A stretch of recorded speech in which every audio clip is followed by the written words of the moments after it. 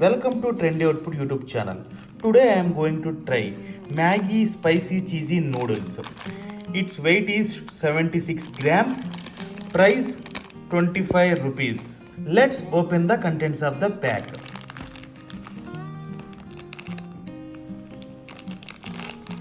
This pack contains noodles and taste maker sachet.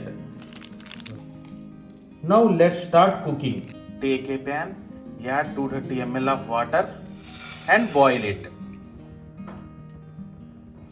Wait for some time. Water boiling completed. Now break the Maggi noodles in pieces and add to it.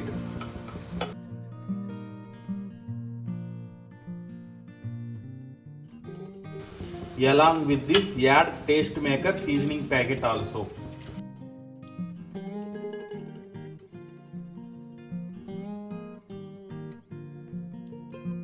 Mix it well.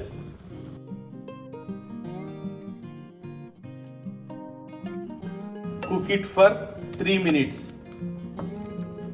After 3 to 4 minutes, Maggi spicy cheesy noodles cooking completed. Now transfer in plate and serve hot.